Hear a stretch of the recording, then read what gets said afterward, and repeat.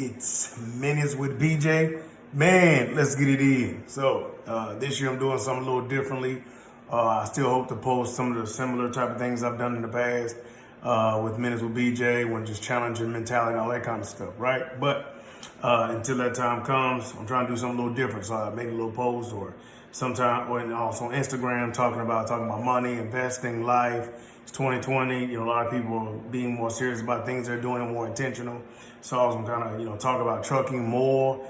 People generally know me more in that than other businesses that I have. So I'm making a point to do more of that in 2020. Okay, so this video is kind of be identified to those people that are investors, thinking about getting into the business, been looking into trucking, don't really know what to do.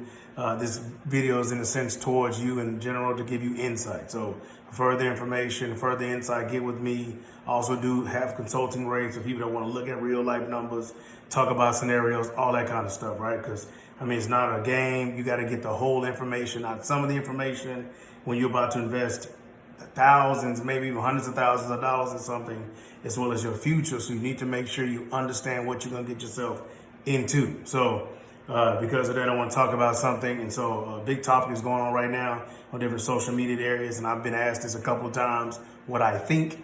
And so really the debate is really regarding big trucks or hot shots. Okay. So hot shots, of course, one ton trucks, 40-foot trailers, different size trailers, really doesn't matter. But just the idea of hot shot, mini float, whoever you talk to, they have different, vernacular concerning this. Then you have that hot shots in comparison to big trucks, 18-wheelers, okay? So a lot of times this comes up between which is which. There's more freight for big trucks, hot shot, back and forth, right? But the way I look at it is which one is gonna make you the most money, okay? Not which one is easier, not which one has more loads, not which one is, my friend had an 18-wheeler, so I know about 18-wheelers, I don't know about hot shots. I heard 5 years ago, 3 weeks ago, so-and-so friend has this successful business, none of that. So we're gonna look at it from the origin, the very beginning. If you were to establish something in trucking, which one is gonna get your money back faster? Which one can you do without having a lot of experience and still be successful? Which one? This is what matters when people first start, okay? So this is the thing. Regardless of how you get into the industry, the thing that matters the most is, are you going to be successful? Are you going to get your money back? Is this something sustainable? Can you differentiate later? Like, what does this look like? So I'm making a video for that person. So for me, we know I like hot shots. Will I get into 18-wheelers? Maybe later, because there's things dealing with, contract freight, lanes, dedicated lanes, relationships, certain brokers. There's a lot of variables. But what matters today, what I want to appeal today, is which one can you get into without any issues per se and get started making money. This is the whole reason why people invest, is to make money. So I'm coming at you as an owner for Next Level, that we have a few trucks. Then I'm coming at you from B Logistics. That's a dispatching logistics company. So regardless, I do this in multiple ways. This business ran for 4 years. Other business this month actually, has been around for 2. So I understand Texas, all the other states, the market, everything's going around. So this is not my opinion. This isn't me telling you this information from my customers or none of that. This is just the market. These United States of America, what happened? So first of all, if you're going to start this business, if you're going to get it off the ground, you need to understand, if you are an investor like myself, you're investing, you're not necessarily driving. If you're investing, you cannot just walk into a big place that sells big trucks, 18-wheelers, and automatically get financed 100% because you are an investor. Look into that, okay? But I can go to Dodge down the street on I-10 and say, hey, I want a big truck. I will get in that truck because my credit's good, 0%, for their financing, get in the truck, drive off, didn't give anybody anything. 0, okay? No money. Then I got a truck. Then go get a trailer.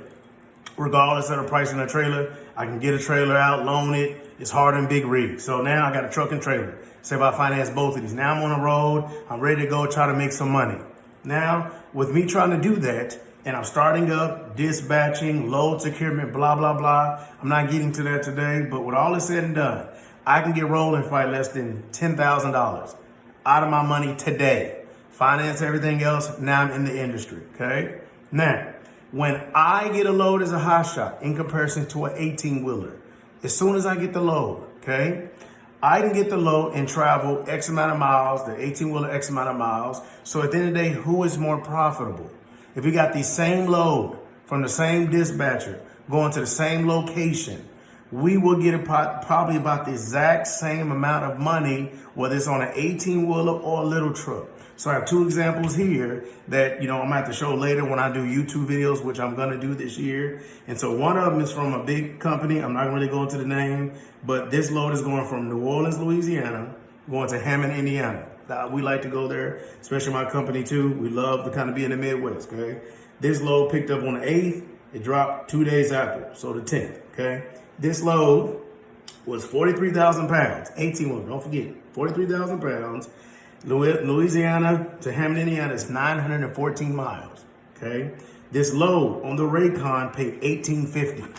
So I have the information here, $18.50, okay? That is $2.02 a mile. That's what it made, $2.02 a mile. But remember I said gas. How much does an 18-wheeler get in a mile of gas? Well, how many miles can they go for a gallon of gas? The answer is 6 miles to the gallon. Okay, so you need to take that number and configure that number into the rate that you're automatically getting in this number, yet alone all your other deductions, yet alone what you pay your driver, maintenance. That's all the stuff I'm gonna deal with later. But this is just gas. So now you can only go 6 miles per gallon. That's it. Okay, now I have another load here. These are actual numbers from a week and a half ago. Real life, the market, what it is doing today in January when things are slow. This load picked up in Maryland, okay, went over to Hagersburgtown, Maryland, and it went over to Denver, Colorado, okay? Now with this right here, this load paid together, this one was going 1,590 miles, and it paid $3,000, okay?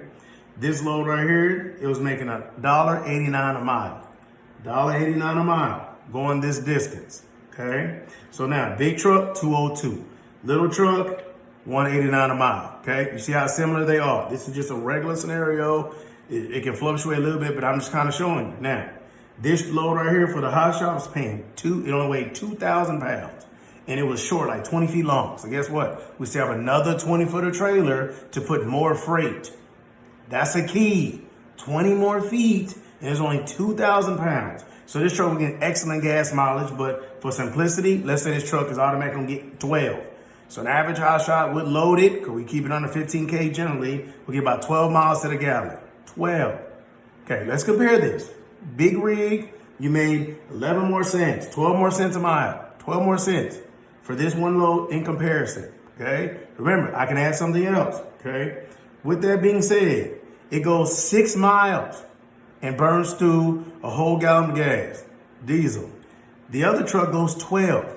So, even if we were starting at the same place, with that simplicity of math, I'm gonna make double the hot shot than the big truck only on gas. Yet alone, I get a brand new truck, brand new from the dealership, $50,000, drive off, trailer, $10,000. I'm in 60 together.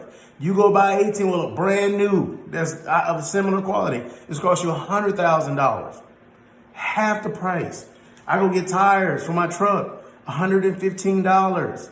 Big rig, double the price. If I'm stranded on the side of the road, I can call a mobile mechanic. Come to me. I don't need you to tow me anywhere. I can pretty much get any person to fix almost anything as a mobile mechanic. Get it fixed on the side of the road. 18-wheeler, you got to have them drag you down somewhere because of the weight. So everything is double in an 18-wheeler. Double in comparison to a hot shot. So if me and you started and we both had $50,000 to our names, $50,000, are you going to put all your money, because you got to invest like 30% when you go get a big rig, you're going to pretty much all your money. You have no money for any accidents, reserves, situations, mishaps. You have no money. And I would only be in it for $10,000. I say I have $40,000 left in case something happens. Which one would you rather do if you're a new investor in a new adventure? You're trying to see what's going on, trying to try your hand in investing. Which one would you rather do? just from the basic aspect of gas? Pay double because there's more opportunities per se, or try to get your money back as soon as possible because you really don't know what you're doing? Which one do you think? So comment below in the comments. I'm gonna post this on my Facebook, on Instagram. If some of these pictures I can show you guys, I can just slide it to you in a messenger, but I will work on some stuff later this year. I'm just very busy when it comes to doing a YouTube video, so I can just take time, I can edit it, I can go back and forth, make my points, be much more structured, so that way I can give you guys as much value as possible. So let me know, give me your feedback, comments below. Thank you.